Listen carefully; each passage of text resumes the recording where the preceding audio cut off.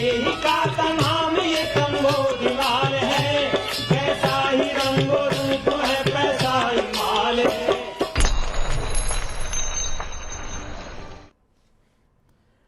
नमस्कार, मैं हूं शुभम शंकरधर। आप देख रहे हैं मनी 9। स्वागत है आपका मनी सेंट्रल में। मेरे साथ स्टूडियो में मनी 9 के एडिटर अंशुमान तिवारी जी जुड़ गए हैं। सर, बहुत स्वागत है आपका। और न्यूज रूम से जुड़े हैं संदीप ग्रोवर जी। संदीप ग्रोवर भी हमारे साथ होंगे। आज अदानी से जुड़ी जो खबर है उस पर इनपुट्स लेकर आए हैं, जानकारी लेकर आए हैं, वो साझा करेंगे और तमाम खबरों का विश्लेषण करेंगे अंशुमान जी। खबरें कौन सी हैं विश्लेषण के लिए, आज कौन सी खबरें चुनी गई हैं मनी सेंट्रल के लिए, ये जानने के लिए आप देखिए ये ऑन द शो। शुरुआत हम करेंगे फ्री राशन स्कीम से। अनाज नहीं तो कैसे आगे बढ़ेगी फ्री राशन स्कीम? चर्चा है, कैसे आगे बढ़ेगी हम आपको बताएंगे। अमीरों से ज्यादा गरीबों को सता रही महंगाई, क्रिसिल की रिपोर्ट आई, क्या कहती है रिपोर्ट ये जानिएगा। निजी बैंकों के कर्मचारियों को रख रहे सरकारी बैंक। सरकारी बैंक में तो नौकरी का एक प्रोसेस है, लेकिन निजी बैंक के कर्मचारियों को रखा जा रहा है। क्या ऐसी उलझन है, क्या ऐसी मजबूरी है जो निजी बैंक के कर्मचारियों को सरकारी बैंक रख रहे हैं, ये जानेंगे। उड़ान स्कीम में कैग को क्या मिला? पड़ताल हुई, कैग ने कुछ बताया कि उड़ान स्कीम में क्या कुछ सही नहीं चल रहा, जानेंगे इसको। क्यों गर्त में चला गया रूबल? दिन की सबसे बड़ी खबर, रूबल लगभग गर्त में है। कुछ कठोर कदम उठाने की तैयारी में रूस है। क्यों ये नौबत आई, क्यों गर्त में रूबल चला गया, आगे क्या होगा, कौन सा संकट अब रूस के सर पर मंडरा रहा है, ये सब कुछ जानेंगे दिन की सबसे बड़ी खबर में। और चलते चलते चर्चा चीन पर भी होगी। क्या चीन में आने वाला है बैंकिंग संकट? इसके संकेत मिले हैं वहां की शैडो बैंकिंग से। क्या ये पूरी खबर है, क्या इसका मतलब है, ये जानेंगे। शुरुआत फ्री राशन स्कीम की खबर के साथ। अगले साल लोकसभा चुनाव और महंगाई की बढ़ती चुनौती को देखते हुए सरकार फ्री राशन स्कीम को दिसंबर के आगे बढ़ा सकती है। फिलहाल ये स्कीम इस साल दिसंबर तक लागू है। स्कीम के तहत 81 करोड़ से ज़्यादा लोगों को फ्री राशन की सप्लाई की जाती है। इस योजना की शुरुआत कोरोना काल में हुई थी, लेकिन इसके बाद इसे बढ़ाकर पिछले साल दिसंबर तक लागू किया गया था। दिसंबर में फिर से इस योजना को 1 साल के लिए बढ़ा दिया गया और अब उम्मीद है कि इसे और आगे भी बढ़ाया जा सकता है। सर, जब राशन है, अनाज है नहीं, फिर ये स्कीम आगे बढ़ाई कैसे जाएगी? सरकार अनाज प्रबंधन को लेकर दुविधा में है और गहरे असमंजस में है, क्योंकि फ्री स्कीम है और इसका अपना एक राजनीतिक लाभ है। और पिछले ऐसा माना जाता है कि पिछले चुनावों में कोविड के बाद राजनीतिक रूप से सरकार को इस मुफ्त अनाज स्कीम का लाभ हुआ, जिसे करीब करीब 80 करोड़ लोगों को, अगर माने 20 करोड़ परिवारों को दिया जा रहा है। तो अब आज की स्थिति में सरकार के अनाज भंडार की परिस्थिति ये नहीं है कि इस स्कीम को लंबे समय तक चला सके। इस स्कीम को चलाए रखने के लिए सरकार को या तो बाज़ार से अतिरिक्त अनाज खरीदना होगा जो बाज़ार में उपलब्ध नहीं है, और बाज़ार को ज़रूरत है ये है कि सरकार कीमतें कम करने के लिए मार्केट में इंटरवेंशन करे और ओपन मार्केट में फ्री सेल मार्केट में सेल करे, तब उसके बाद कीमतें कम होंगी। 40 से 50 लाख टन गेहूं की कमी स्पष्ट रूप से सरकार के पूरे हिसाब किताब में दिखाई दे रही है। जो हिसाब किताब मुफ्त अनाज के लिए स्कीम बांटना, मुफ्त अनाज स्कीम के लिए रखने की ज़रूरत है, उसके अलावा जो स्ट्रेटजिक रिजर्व अनाज की ज़रूरत होती है। लेकिन अब दबाव ये है कि इस स्कीम को चुनाव तक जारी रखना है, और इसलिए पूरा का पूरा खाद्य महकमा इस उलझन में फंसा हुआ है कि इसका रास्ता कैसे निकाला जाएगा। शायद आयात की नौबत आएगी। सरकार को गेहूं आयात करना पड़ेगा अगर उसे ये मुफ्त अनाज की स्कीम अगले साल तक चलानी है, क्योंकि 40 से 50 लाख टन गेहूं अभी फ़िलहाल बाज़ार में उपलब्ध नहीं है। पिछले साल से लगातार सरकार इस कोशिश में है, और ये आयात हो सकता है रूस से किया जाए, क्योंकि गवर्नमेंट टू गवर्नमेंट बेसिस पर आयात करने में शायद भारत को थोड़ा सस्ता गेहूं मिल सकेगा। तो या तो वो आयातित गेहूं अनाज स्कीम के तहत आकर हमारे लोगों के पास पहुँचेगा, या सरकार बाजार में गेहूं के आयात को उदार करेगी। इन दो विकल्पों के बीच में अभी बातचीत कहीं फंसी हुई है। इस बीच दालों पर एक सूचना ये है कि दालों की कीमतें बढ़ने की वजह से अगस्त के दौरान महंगाई में कमी आने की उम्मीद घट गई है। अगस्त के दौरान अधिकतर दालों की कीमत तेजी देखी जा रही है। उपभोक्ता विभाग के आंकड़े बता रहे हैं कि 1 अगस्त से 16 अगस्त यानी आज तक, कल तक के जो आंकड़े हैं, दिल्ली में अरहर की दाल में करीब 5% की तेजी आ चुकी है। इस दौरान उड़द और चने दाल के भाव भी लगातार बढ़ रहे हैं। जुलाई के दौरान दालों की जो कीमत थी वो भी बढ़ी थी, और अब अगस्त में भी ये बढ़ोतरी जारी रहने की आशंका है। इस बीच क्रिसिल ने महंगाई पर एक रिपोर्ट जारी की। रेटिंग एजेंसी क्रिसिल ने बताया कि जुलाई में रिटेल महंगाई के 15 महीने के उच्च स्तर पर पहुंचने की सबसे ज़्यादा मार शहरी गरीबों पर पड़ी है, यानी उन लोगों पर जो शहर में रहते हैं और गरीब हैं, जबकि अमीर वर्ग पर महंगाई बढ़ने का असर कम हुआ है। क्रिसिल का कहना है कि जुलाई के दौरान गरीबों के लिए महंगाई की दर 8.5% रही है। हाल में जारी आधिकारिक आंकड़ों में रिटेल महंगाई 7.44% थी, यानी कि जो दिख रही थी उससे ज़्यादा महसूस हो रही थी। पिछले 15 महीनों का ये उच्चतम स्तर है। सर, इस आंकड़े को कैसे पढ़ें, कैसे समझें? शुभम, क्रिसिल जब महंगाई के असर का आकलन करता है तो नेशनल सैंपल सर्वे ऑर्गेनाइजेशन जो एनएसएस उसके आंकड़े का जो एक्सपेंडिचर की मैपिंग करता है, जो भारत में लोगों के खर्च के का आकलन करता है, उस आंकड़े को आधार बनाता है। और उस आंकड़े के आधार पर ये माना जाता है कि जो बॉटम या भारत के पूरे खर्च पिरामिड में जो 20% लोग हैं वो मिडिल क्लास में आते हैं और 20% लोग जो हैं वो ऊपर के क्लास में आते हैं और बाकी हैं। इस हिसाब से जो मैपिंग की जाती है उसमें ये माना है क्रिसिल ने अपने इस आंकड़े में कि जो सबसे ज़्यादा शहरी इलाकों में मध्यम और निचले वर्ग के लोग थे उन पर इस ताज़ा महंगाई का असर पड़ा है। और इस असर की वजह यह है कि पूरी खाद्य बास्केट महंगी हुई और ख़ासतौर पर अनाज, स्पाइसेस, दूध, इनकी 3 की महंगाई ने शहरी मध्यम वर्ग और शहरी गरीबों पर सबसे ज़्यादा असर किया है। हालांकि अगर आप सीपीआई इन्फ्लेशन के आंकड़े देखें जो कल हमने आपको बताए थे, उन आंकड़ों के हिसाब से पिछले महीने में ग्रामीण इलाकों में महंगाई की दर ऊंची रही है। और उस महंगाई की दर ऊंची रहने की एक बड़ी वजह मसालों की, स्पाइसेस की और दाल की भी महंगाई है। लेकिन अगर आप इनकम की दृष्टि से देखें, खपत की दृष्टि से देखें, जीवन स्तर की लागत के लिहाज से, तो महंगाई ने शहरी गरीबों को ज़्यादा प्रभावित किया है। देश में महंगाई के आंकड़ों में हाउसिंग सेक्टर की महंगाई की साफ तस्वीर नजर नहीं आ रही है। घरों की कीमतें बढ़ी, मकानों के किराए आसमान पर हैं, लेकिन इसके बावजूद कोर सेक्टर की महंगाई में कमी दर्ज की गई है। कोर सेक्टर में हाउसिंग सेक्टर की हिस्सेदारी कम होने की वजह से इसमें मकानों की महंगाई का असर साफ नहीं दिख रहा है। कोर सेक्टर में मकानों की महंगाई की हिस्सेदारी सिर्फ 5% है। सर, तो ये माना जाए कि कोर सेक्टर में जो महंगाई है वो भी बस देखने की है? ये आंकड़ा भी ये भी बड़ा दिलचस्प आंकड़ा बाहर निकल कर आया।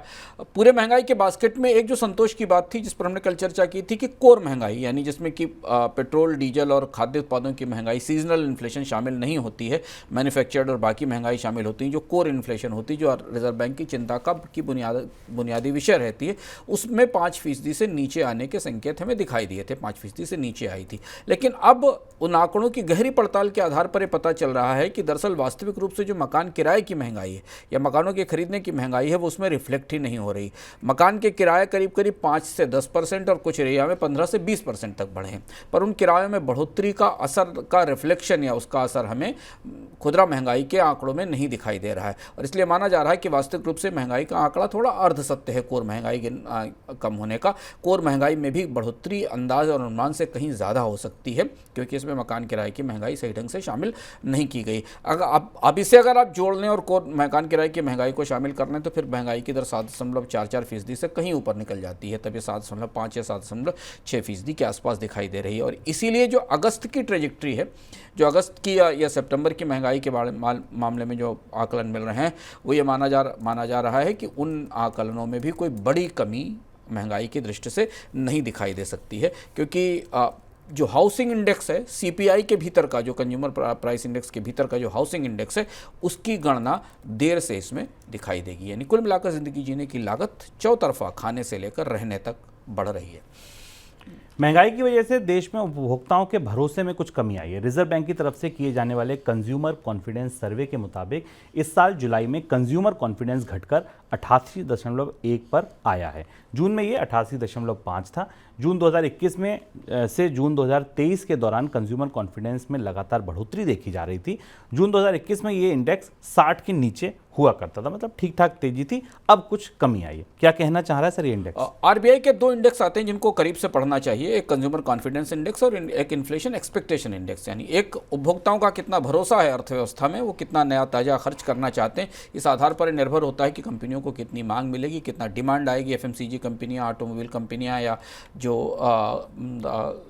टेक्सटाइल गारमेंट बनाने वाली कंपनियां हैं। और दूसरी तरफ जो दूसरा और बेहद महत्वपूर्ण आंकड़ा होता है इसके साथ आता है, वो महंगाई की संभावना का आंकड़ा होता है। और आमतौर पर महंगाई की संभावना ही महंगाई को ड्राइव करती है। रिजर्व बैंक भी जब भी कोशिश करता है तब वो महंगाई की संभावनाओं को थामने की कोशिश करता है, यानी महंगाई का आकलन कम रहे, लोगों को आगे कीमतें बढ़ने की संभावना ना दिखाई दे। अब जो आंकड़ा आया रिजर्व बैंक की रिपोर्ट से, वो दोनों आंकड़े पिछली बार से बिल्कुल अलग हैं।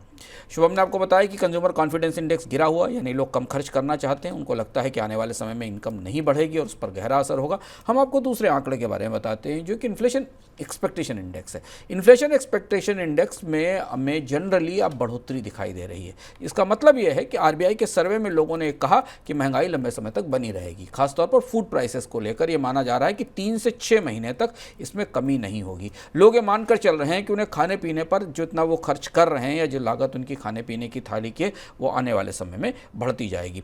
और इसका असर आमतौर पर बाजार में महंगाई की संभावना बढ़ने के तौर पर देखा जाता है, क्योंकि अगर ग्राहक और उपभोक्ता ये मान रहा है कि आगे महंगाई बढ़ती रहेगी तो बाजार में उसी तरीके की अंतर्धारणा बनती दिखाई देती है और जिससे रिजर्व बैंक के मौद्रिक प्रबंधन में चुनौती आती है। तो ये दोनों सूचकांक महंगाई बढ़ते जाने और खपत कम होने का संकेत दे रहे हैं। बढ़ती महंगाई पर लगाम लगाने के लिए रिजर्व बैंक ने पिछले हफ्ते मई और जुलाई के दौरान अतिरिक्त जमा पर कैश रिजर्व रेशियो यानी CRR में बढ़ोतरी की थी। इस बढ़ोतरी की वजह से बैंकों के पास लिक्विडिटी घटने की आशंका है और इसकी वजह से ये संभावना है कि लिक्विडिटी को बढ़ाने के लिए बैंक जमा पर ब्याज दरें बढ़ा सकते हैं। 25 से 50 बेसिस पॉइंट की ये बढ़ोतरी हो सकती है। इसका सीधा मतलब क्या हुआ कि आपकी एफडी पर जो पैसा जमा है उस पर जो ब्याज दर है वो बढ़ सकती है। संभावना अब ये है कि रिजर्व बैंक मई से जुलाई के दौरान अतिरिक्त CRR का जो नियम था इसे आगे भी बढ़ाए रख सकता है। सर, ये फैसला क्यों? अतिरिक्त CRR एक नया इंस्ट्रूमेंट था जिसे रिजर्व बैंक ने इस बार पॉलिसी में इंट्रोड्यूस किया और वो उसका लक्ष्य रखा गया था कि सितंबर तक अतिरिक्त CRR लगाई जाती रहेगी, यानी कि जितना अतिरिक्त फंड उनके पास आएगा उसका एक हिस्सा CRR के रूप में बढ़ाया जाएगा, जो सामान्य CRR नियम से ज़्यादा है। रिजर्व बैंक महंगाई के नज़रिए से उसे देख रहा है कि बाजार के अंदर तरलता और लिक्विडिटी काफ़ी ज़्यादा है। हालांकि जो फैसला मौद्रिक नीति में किया गया था वो 2000 रुपये के पुराने नोटों के संदर्भ में किया गया था कि 2000 रुपये के नोटों के साथ जो 2.5 लाख करोड़ रुपए के आसपास की तरलता बाजार में आई है और 14 महीने की ऊंचाई पर है, उसे कम करने के लिए और उसका महंगाई पर असर न पड़े उसके लिए बैंकों को और ज़्यादा पैसा अपने पास रिजर्व में रखने का आदेश रिजर्व बैंक ने इस इंक्रीमेंटल CRR के जरिए दिया था। लेकिन अब ये संकेत मिल रहे हैं कि जैसे जैसे महंगाई 7-7.5% के ऊपर निकल रही है, रिजर्व बैंक के पास अब कोई विकल्प नहीं है कि वो इस सख्त टूल को या इस सख्त नियम को थोड़ा और आगे समय तक बढ़ाए ताकि बाजार में लिक्विडिटी नियंत्रित की जा सके और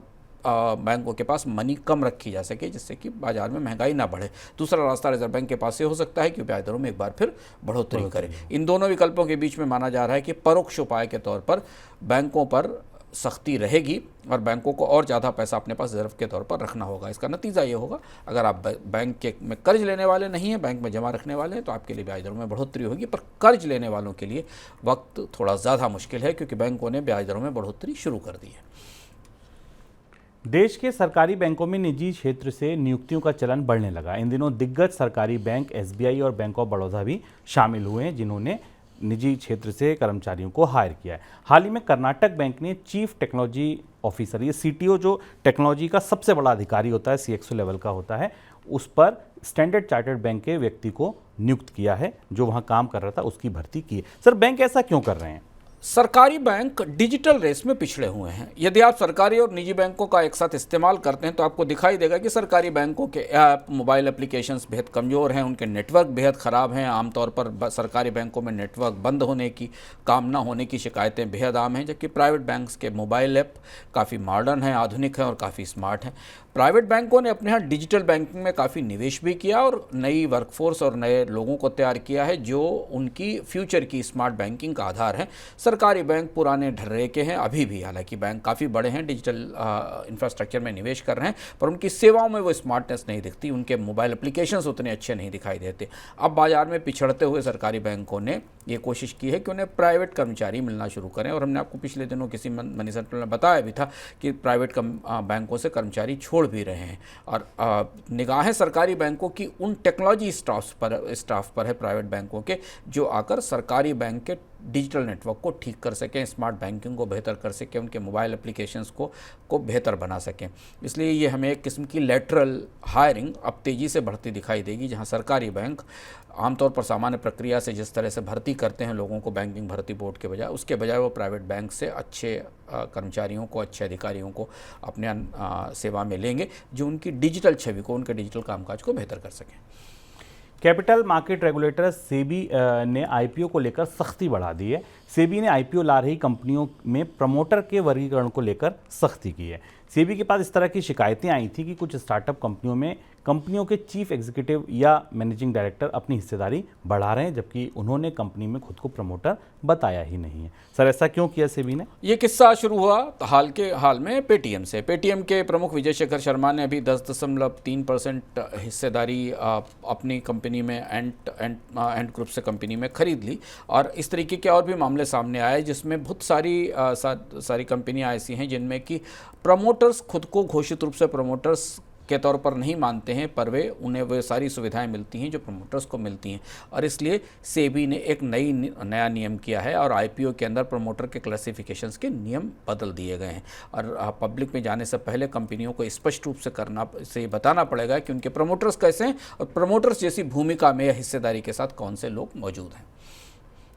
आम नागरिकों में हवाई सेवा के विस्तार के लिए केंद्र सरकार ने साल 2016 में उड़ान नाम से जिस योजना की शुरुआत की थी, कैग ने उसकी सफलता पर सवाल उठाए। कैग ने अपनी रिपोर्ट में कहा है कि योजना के तहत आवंटित रूट्स में से करीब आधे में संचालन शुरू नहीं हो पाया, और जिनमें संचालन शुरू भी हुआ उनमें 1/3 से कम में भी पूरी सफलता मिली है।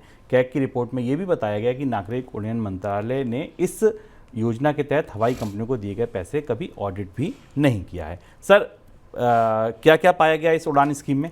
एक और सीएजी की रिपोर्ट जो एक और सरकार की बड़ी महत्वाकांक्षी स्कीम के बारे में हमें कुछ ऐसे सच बताती, जिस स्कीम के बारे में हम लगातार पिछले 3-4-5 साल में सुनते चले आए थे कि भारत की बेहद सफल स्कीम है। उड़ान स्कीम के बारे में आपको जानकारी होगी। ये स्कीम भारत में उन छोटे एयरपोर्ट्स को जोड़ने के लिए बनाई गई थी जहाँ पर हवाई यात्रा उपलब्ध नहीं है, और इसमें निजी कंपनियों को बुलाया गया था। इसमें हेलीकॉप्टर और छोटे जहाज़ों की सर्विसेज थी जो देश भर के अलग अलग रूट्स पर चलाई गई थी। इन रूट्स को चलाने के लिए सरकार ने स्ट्रक्चर बनाया था।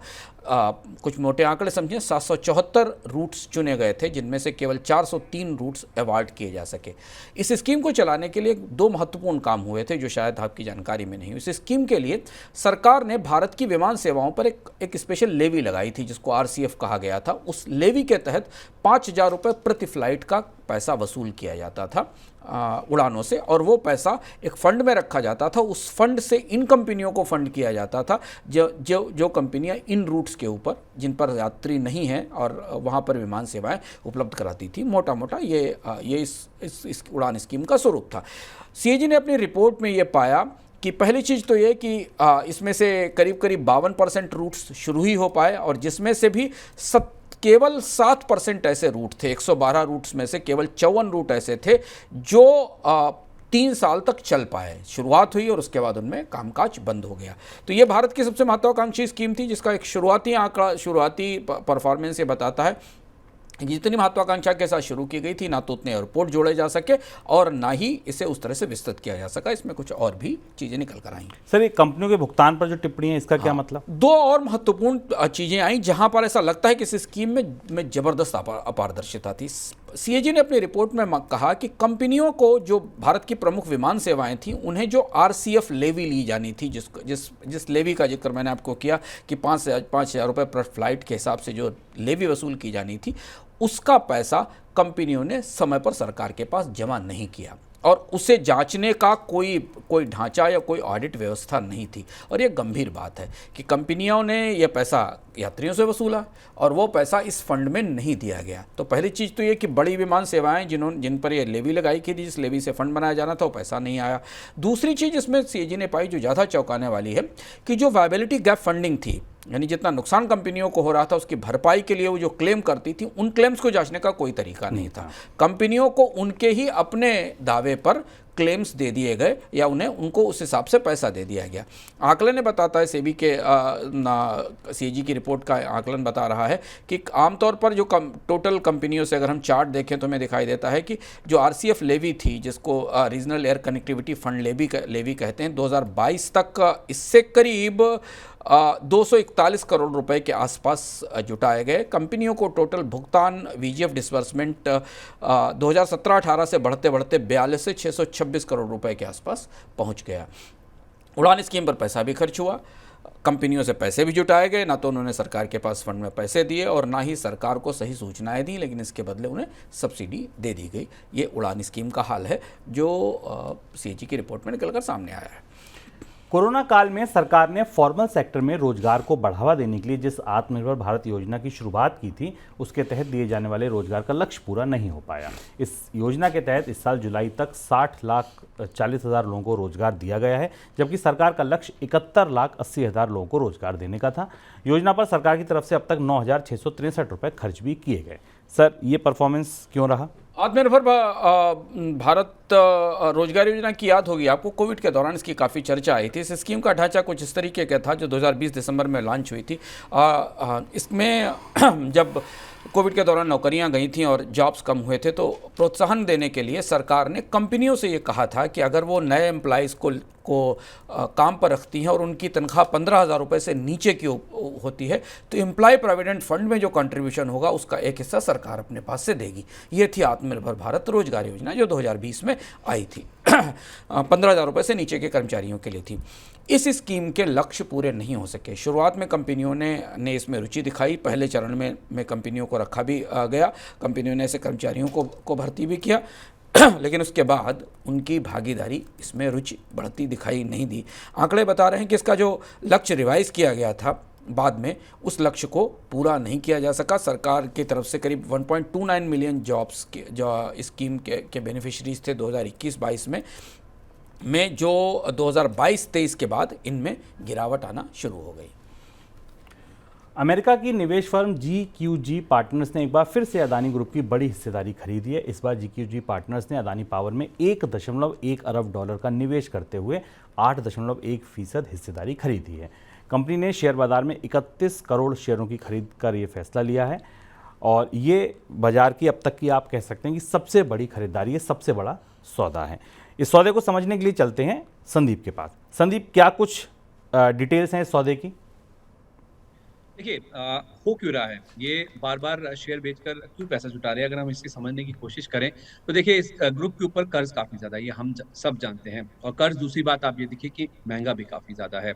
अब दूसरी बार ऐसा हुआ है कि रेपो रेट को स्थिर रखा गया आरबीआई की ओर से, लेकिन कम होने की जो उम्मीद है वो नियर फ्यूचर में तो नजर नहीं आती है। अब खुदा ना खास्ता अगर ये 1 साल तक इन्हीं स्तरों पर ये अगर दरें बरकरार रह जाती हैं, तो इनकी जो फंडिंग कॉस्ट है, यानी कि जो डेट सर्विसिंग की कॉस्ट है, जो कर्ज जो ब्याज का भुगतान इनको करना है, वो काफी ज्यादा है। तो उस लिहाज से देखा जाए, कर्ज को कम करने पर तो इनका लगातार फोकस है। जब से इंडियन बैंक की रिपोर्ट आई उसके बाद से हमने देखा है कि कई बार इनकी ओर से शेयर बेचकर पैसे जुटाए गए हैं। इन्होंने और भी कुछ स्टेप्स लिए हैं, कुछ एक्विजिशंस को रोका गया था, कुछ ऐसे प्रोजेक्ट जो कि क्षमता विस्तार के थे उनको भी रोका गया था, और साथ ही साथ नॉन कोर कारोबार, इन पर फोकस घटाकर जो कोर कारोबार है उसके ऊपर ज्यादा फोकस किया गया। तो जो सस्ता विकल्प है, जो किफायती विकल्प है, जो आसान विकल्प है, वो ये है, इक्विटी जारी कीजिए, आप शेयर जारी कीजिए या शेयर बेच दीजिए। और वही आप देख रहे हैं कि होता हुआ नजर आ भी रहा है। और अगर ये आगे भी कंटिन्यू रहता है कि ब्याज दरें ऊंची रहने की बातचीत अगले 1 साल तक कही जा रही है, तो अगर ये आगे भी कंटिन्यू रहता है तो इसमें कोई आश्चर्य की बात नहीं होगी। चलिए, तो महंगा कर्ज है जिस वजह से कंपनी बेचकर कर्ज का बोझ कम करने की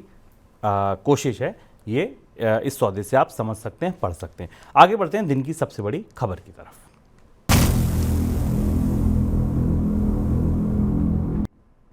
दिन की सबसे बड़ी खबर रूस में भी रूस की करेंसी रूबल। रूस की करेंसी रूबल डॉलर के मुकाबले लगभग घुटनों पे छोड़िए, समझिए कि सर के बल आ गई है। 100 रूबल का $1 करीब करीब हो गया है। करेंसी को में बड़ी गिरावट को देखते हुए अब रूस का सेंट्रल बैंक और वहाँ की सरकार करेंसी कंट्रोल का कदम उठा सकते हैं। करेंसी की गिरावट को थामने के लिए हाल में रूस के केंद्रीय बैंक ने पॉलिसी दरें भी बढ़ाई थी, लेकिन इसके बाद भी रूस की करेंसी रूबल में गिरावट थम नहीं रही है। यही वजह है कि अब करेंसी कंट्रोल पर भी विचार किया जा रहा है। सर, क्या है ये करेंसी कंट्रोल और क्यों ये विचार हो रहा है? अचानक क्या हुआ रूबल को? रूस की मुद्रा रूबल 16 महीने के न्यूनतम स्तर पर है। पिछले एक साल से अर्थव्यवस्था पर युद्ध के कारण अर्थव्यवस्था पूरी तरह तबाह है रूस की, लेकिन किसी तरह रूस ने कच्चे तेल के निर्यात के सहारे, जिसकी सुविधा उसको युद्ध के प्रतिबंधों के बीच मिली थी, उसके कारण अपनी अर्थव्यवस्था को मदद देकर रखी थी। लेकिन अब वहाँ पर संकट काफ़ी गहरा हो गया है। रूस में जब रूबल 16 महीने के न्यूनतम स्तर पर पहुँचा तो राष्ट्रपति व्लादिमीर पुतिन के स्तर से दखल का फैसला किया गया। और अब ये फैसला किया है रूस के केंद्रीय बैंक ने कि जितने भी निर्यातकों ने दुनिया में जहां भी निर्यात कर रखा है उन्हें 80% फॉरेन एसेट्स को बेचकर को रूबल में कन्वर्ट करना होगा।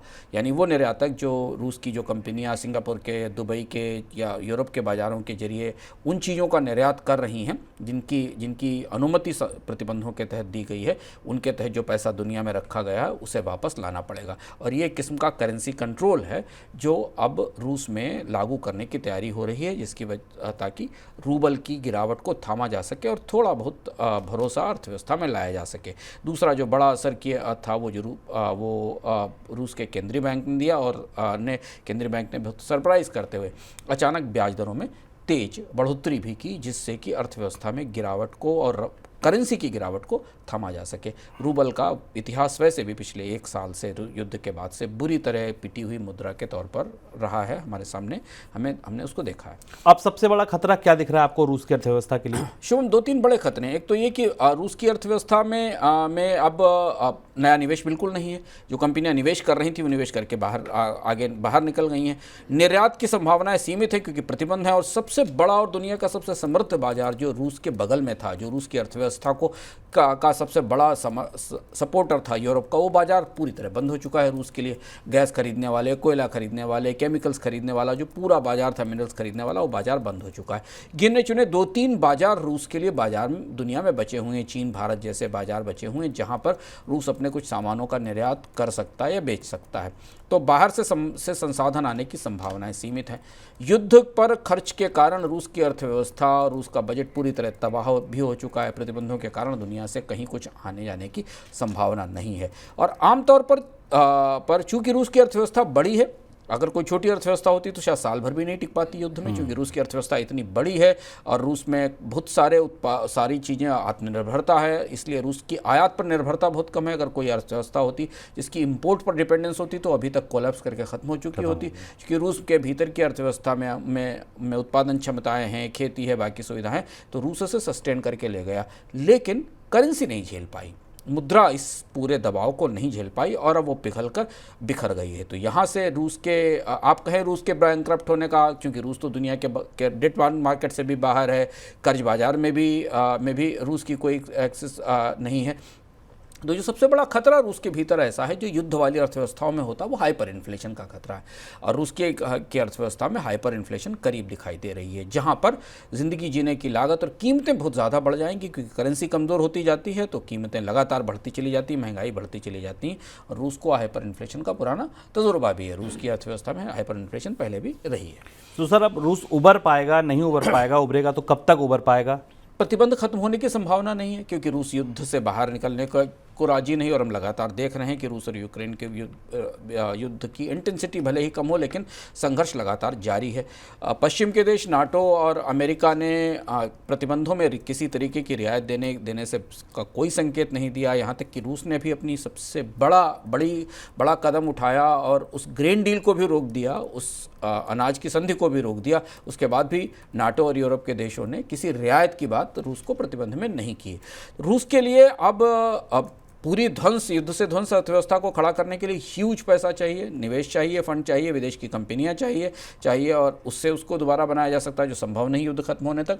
दूसरी बड़ी चीज़ जो कि रूस को जो मदद करने वाला एक दूसरा देश है चीन, जहां से निवेश भी आ रहा था, संभावनाएं भी दिख रही थी, वहां भी अब अर्थव्यवस्था में संकट और चुनौतियां बननी शुरू हो गई हैं। तो रूस में रूबल की गिरावट और हाइपर इन्फ्लेशन आने वाले समय में चर्चा में सबसे बड़ी चिंता हो सकती है। हमें ध्यान रखना ज़रूरी है कि रूस की अर्थव्यवस्था, भले ही रूस महाशक्ति हो, पर रूस आर्थिक रूप से बेहद पिछड़ा और विपन्न सा देश है। खासतौर पर जब हम वहाँ पर इनकम और आय की असमानता की बात करें तो रूस में गरीबी और आय असमानता दुनिया में सबसे ज़्यादा है।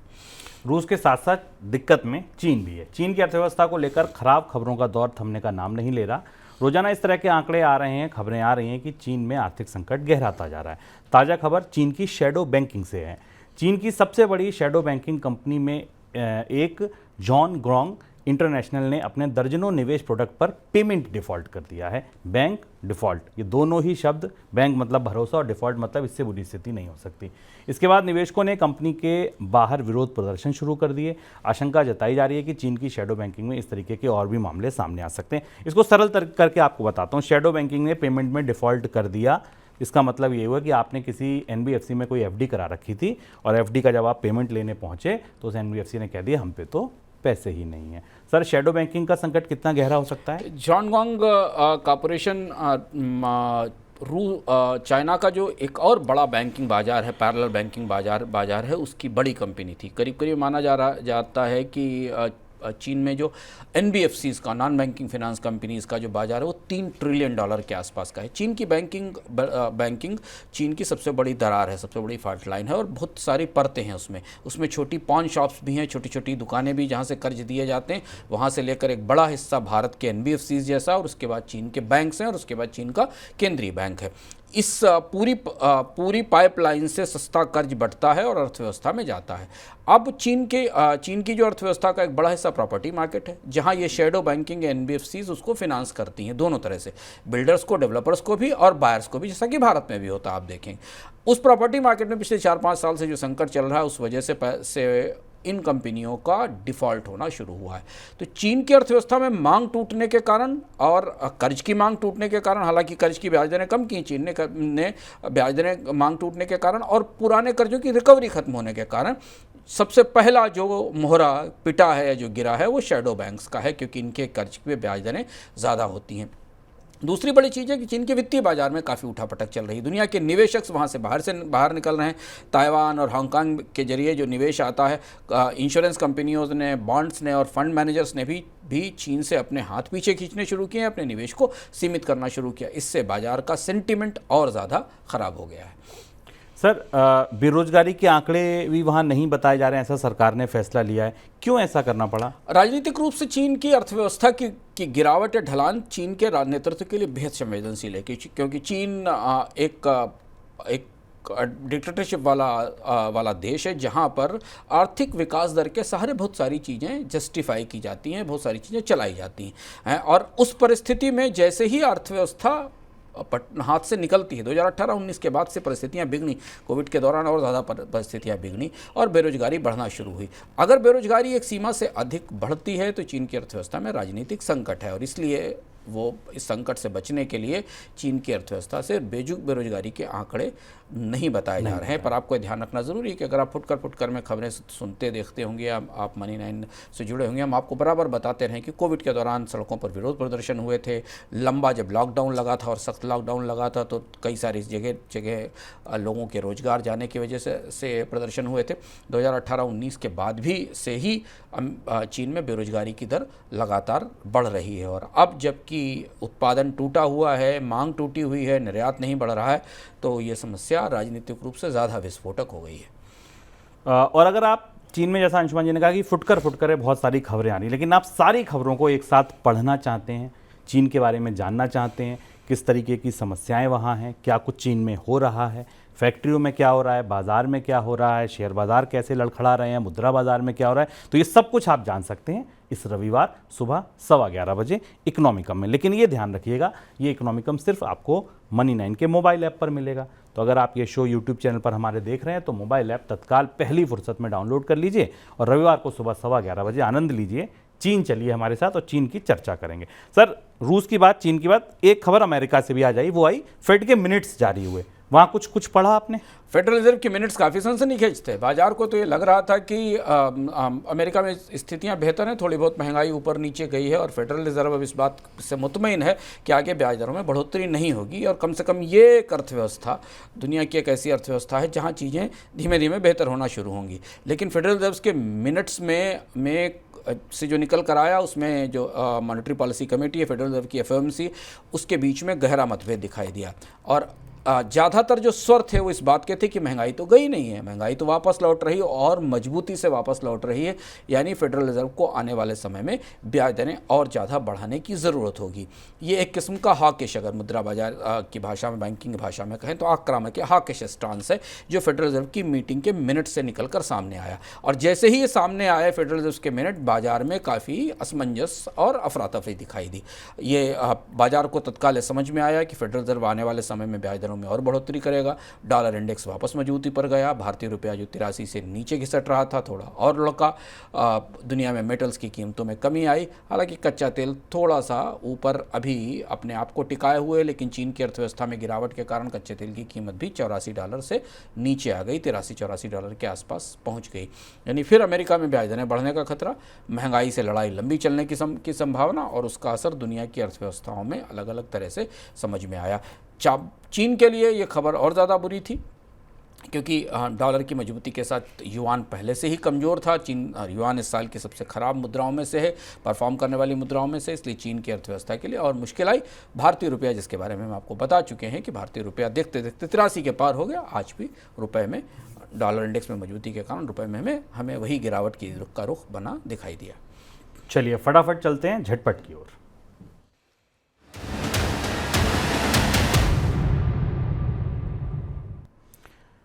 गुजरात पुलिस ने डिजिटल तरीके से धोखाधड़ी करने वाले एक मामले का खुलासा किया है। एक चीनी नागरिक भारत पहुंचा, उसने गुजरात में कुछ सहयोगियों के साथ मिलकर एक फुटबॉल बैटिंग ऐप बनाया और इस ऐप के जरिए उत्तरी गुजरात में 1200 लोगों को फंसाकर करीब 1400 करोड़ रुपए की ठगी कर ली।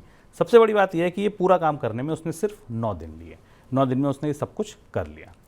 कैग की तरफ से भारतमाला योजना के तहत आवंटित सड़क योजनाओं पर उठाए गए सवाल के बाद सरकारी अधिकारियों की तरफ से सफाई दी गई कि कैग ने कहा गया था कि सड़क निर्माण की लागत में बहुत ज़्यादा बढ़ोतरी हुई है। इसके जवाब में अधिकारियों की तरफ से ये कहा गया है कि ज़मीन अधिग्रहण पर ज़्यादा लागत आई, सड़कों के लिए फ्लाईओवर बनाए, टनल बनाई, इससे निर्माण का खर्च बढ़ गया।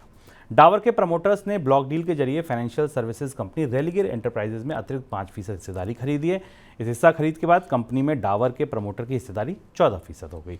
जून तिमाही में रेलिगेर एंटरप्राइजेज का कंसोलिडेटेड मुनाफा 93 करोड़ रुपए दर्ज किया गया था, जबकि पिछले साल समान अवधि में यानी कि इसी अवधि में जो मुनाफा था वो 76 करोड़ रुपए था। सर, कोई टिप्पणी आपकी?